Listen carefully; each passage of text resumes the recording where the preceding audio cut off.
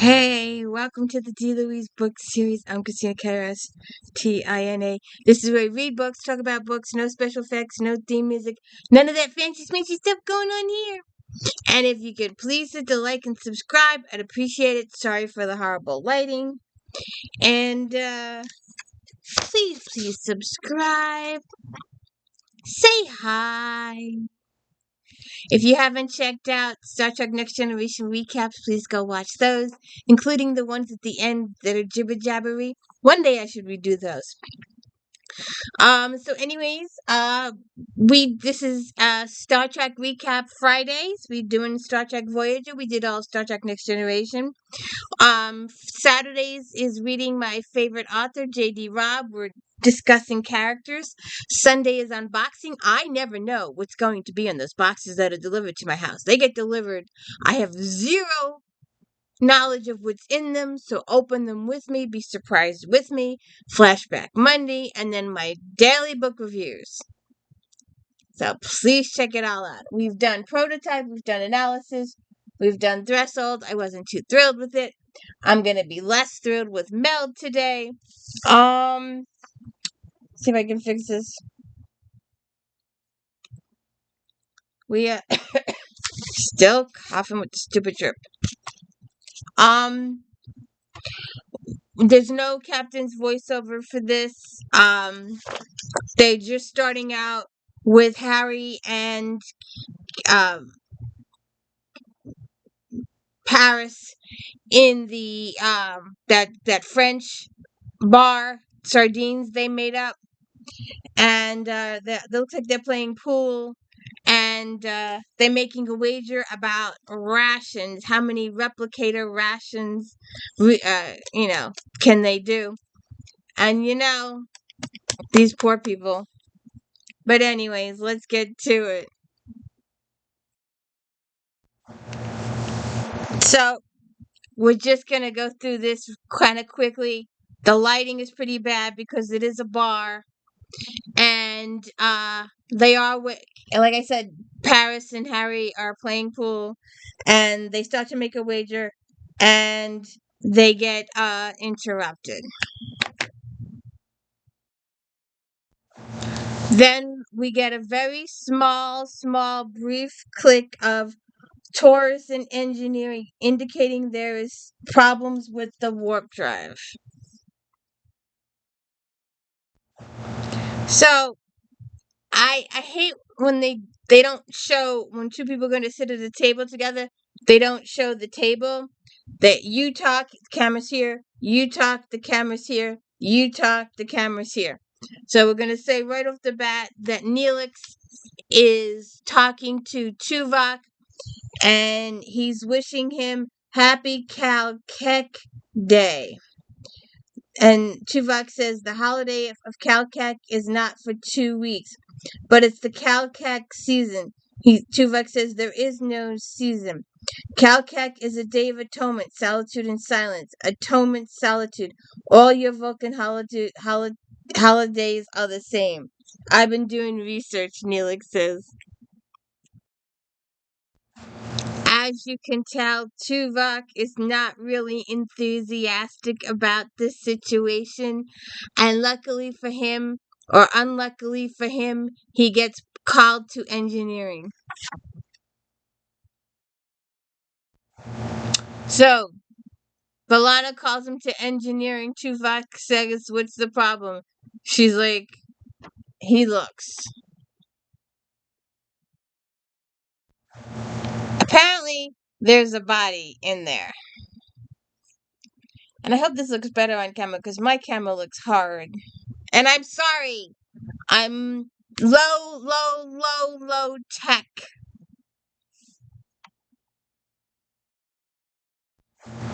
So then Tuvok is in sick bay with the doctor, and the doctor is saying 98% of his body suffered third-degree plasma burns. If the circuits hadn't failed, he would have been vaporized. It appears that Mr. Darwin entered the conduit to repair a faulty circuit when the accident occurred. A perfectly good theory. Unfortunately, it's wrong. This contusion is the result of a hard blow to the back of the skull. He was murdered. We have that ship Saboteur around. So Tuvok is giving his report to Captain Janeway and Chakotay. At first glance, there's no obvious motive. Crewman Darwin didn't have any known enemies on board. I've been looking over his Starfleet record. His training instructor recommended him as an officer candidate. He turned it down to come with us. He has 3 sisters back home. And then B'Elanna comes in. So she comes in with the duty logs, and she says Suter was the only one in engineering rank Frank Darwin died. Something wrong? No, not really. I just never really been comfortable with Suter, that's all. It's not like he ever did anything wrong. It's just, as a Marquise, he did what he had to do a little too well. As in, killing Cardassians. I don't recall observing anything unusual about Mr. Suter's behavior while I was on your ship. You weren't with him in battle. Around us, he was quiet, most unassuming guy you'll ever meet. Took away the Zoid, kept to himself. I never knew much about him, Chakotay says. In the Marquise Torres says, we don't ask for resumes. We all need the help we can get. A lot of us were doing what we were doing to protect our families, but Suter had his own reasons, Chakotay said. Maybe he had something personal against the Cardassians, Janeway says. Sometimes I had to pull him back, stop him from going too far, Chakotay says. I find it curious that none of this was included in your initial crew evaluation, Tuvok says. I don't put down hunches or bad feelings in my crew evaluations, Lieutenant. A Vulcan should appreciate that. Considering the fact that your Marquise crewmen included malcontents, outlaws, and mercenaries, I believe it would have been appropriate, Tuvok says. I wasn't going to make it harder for them here than and he was doing his job, so what was the problem? Well, obviously he's dead now. So then Tuvok calls Mr. Suter into his office, and they have some conversation. He wants to know what happened last night with Suter. He questions him about the Marquise. Would you be surprised to know that your console was logged off at 22:09? That's not possible. Do you have a criminal record, Mr. Suter? Now that would be sort of difficult to check on, wouldn't it? Why would you have any reason to lie? I don't. Do you have a criminal record? No. How have you described your relationship with Crewman Darwin? I had no relationship. No disagreements, no fights, nothing. No reason to kill him either. So then Tuvok is back in sick bay, and they're looking at DNA stuff. Do you see the DNA strands on the lower border? Yes, they were retrieved from inside the head wound by nanites that I designed to recognize unusual DNA patterns. This DNA was isolated because it didn't belong to the victim. You matched it to a member of the crew, and he gives it over to Tuvok and shows him who the DNA belongs to on the crew. So, my pet peeve is, if you're going to do dramatic acting, could you do it where we can see you? What's the point of dramatic acting if we can't see you? I can't see his butt. Maybe it's better with you guys, but I can't see his butt. Tuvok is questioning Mr. Suter. Mr. Suter said he did not, he didn't like the way the guy looked at him, and they take Suter into custody. I don't think he did it. So then, Tuvok is back in sickbay, and it all just fits too perfectly. And when stuff fits too perfectly, it's wrong. It's false. Someone is being set up. Besides the fact, if Suter did it, how long can they keep him in the brig, realistically? Seriously, for this next 70 years, he's going to live in the brig. When they desperately need crew members to do stuff. They're short crew. they're going to leave this guy 70 years in the brig. Either that or they're going to have to kill him, and that would be just as bad. That they would be committing murder to solve murder, and that wouldn't work either. So Tuvok is just worried that the pieces just fit together too nicely. Oh, and Tess joins the conversation too. So then Tuvok goes back to talk to Suda, who is locked in the brig. I already told you why I killed him, Lieutenant. You didn't like the way he looked at you. Right. Just how did he look at you? Like a lot of people in Starfleet do. So this murder could, in fact, be explained as an outburst of rage against Starfleet. Look, if that's how you want to look at this, I want the truth. I don't like Starfleet. I don't deny that. And he goes through all this stuff, and he's just playing into it. I don't know why he's playing into it. Maybe he wants to get kicked off the ship and go with the Kazon, maybe? Is that what he's doing here? But it's a long back and forth, and it doesn't go anywhere. It ends in a stalemate. So then Tuvok leaves the room, and then he comes back and decides he wants to do a mind meld with Mr. Suter. But doing a mind meld with Mr. Suter is going to give Tuvok some violent tendencies. I can see this coming. So then we're back on the holodeck again, checking out who won yesterday's contest. And the computer says, there is no winner. No winner. Computer, are you positive? Try your luck again. Tomorrow you could be a winner. Very funny. You heard the little lady. Try your luck again, folks. The pot grows daily until we have a winner.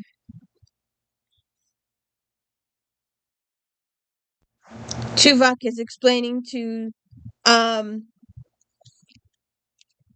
talk to Janeway about what happened. It's difficult for me to accept, Captain, but Mr. Suter was telling the truth as he knew it. He is a man with incredible violent nature living in an environment without any outlet to express it. I was surprised he was able to maintain his self-control for as long as he did. I guess in his earlier life he always found a way to release those impulses, like volunteering for the Marquise. What do we do with him? If we were home, he'd be sent to the prison. The brig is the closest thing we have, and I don't think we can just leave him in our dungeon for the rest of the trip. Nor would it be appropriate to leave him in custody for someone in the quadrant. Captain, he is prepared to die for his crime. An execution? You're not seriously suggesting. I only mention it because of the extenuating circumstances and because he feels it's the appropriate course of action.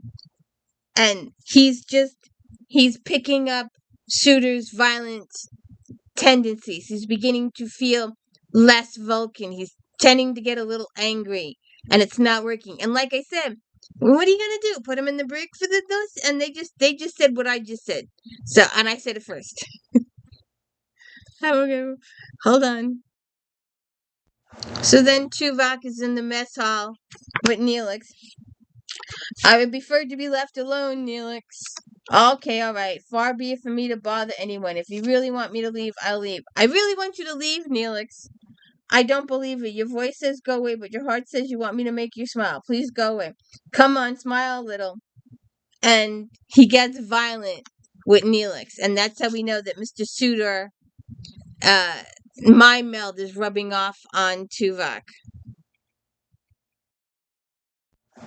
Then we're back on the holodeck again, and Chakotay puts an end to it.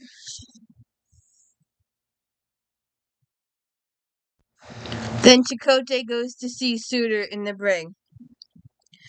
How are you feeling? Centered. Don't be misled. Your violent instincts still exist. You are simply suppressing them as Vulcans do. I can feel the difference. It's almost as if I can observe the violence inside me without letting it go. It's quite remarkable what you Vulcans have learned to do. Understand this will not be a permanent change unless you commit to it strictly.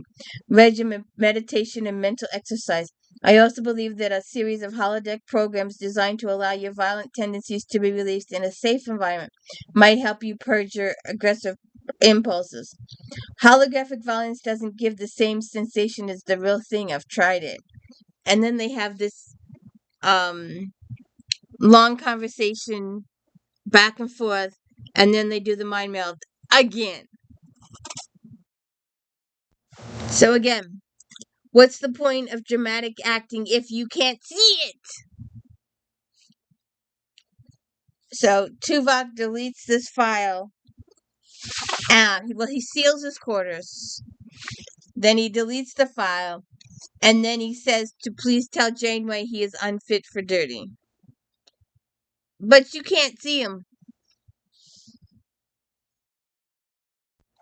So then Tuvok's rage, or Suda's rage, and Tuvok destroys his apartment, and Janeway comes in to talk to him. And they take him to sickbay. So then Janeway is telling them what happened. Levels of neoneptides in his limbic systems are down 15%. There's a definite neurochemical imbalance in his mesofrontal cortex, the doctor says, which means that's where the Vulcan psychosuppression systems are located. This may be the result of an incompatibility with the Betazoid telepath neural center. I'm not sure.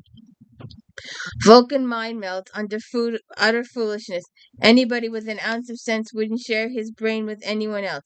Would you? I certainly wouldn't. And of course, when something goes wrong, believe me, it more often than does, they like to admit it. The first thing they do is call a doctor. Can you help him? I wish I could tell you. There's a recommended course of treatments that should begin immediately. What does it involve? First, we take away his ability to control violence. We do this in short bursts over a period of time and hope it provides shock to the system. If it works, his own neural controls will take over again. So they got to wake him up and tell him.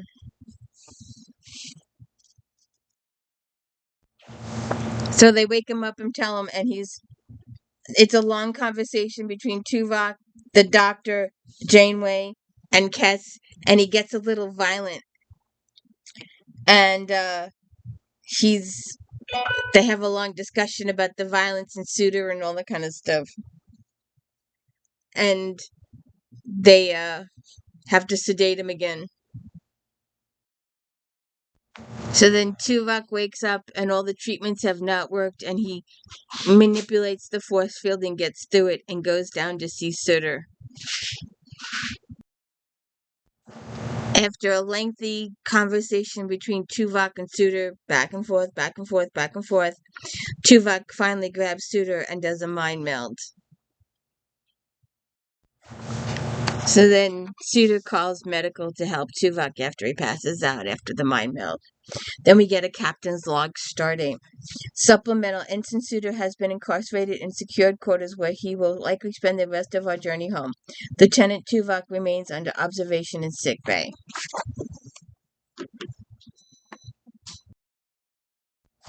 So apparently the mind meld worked, and Tuvok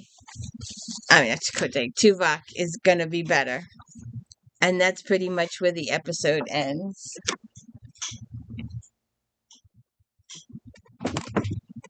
So that's the end of Meld. That's also the end of the disc. And, come here, Casanova. Where'd you go? Oh, he went that way. So anyways, hey, tune in next week. When we get to the next episode, I got to put the next disc in, so I have no idea. But I know 130 is coming up, even though they did it out of order again. And if you could please hit the like and subscribe. Don't forget to check out JD Rob tomorrow, Eve Dallas, and unboxing on Sunday. Don't forget the If Then later this afternoon. And please hit the like and subscribe and check out my daily book reviews. Have a good one.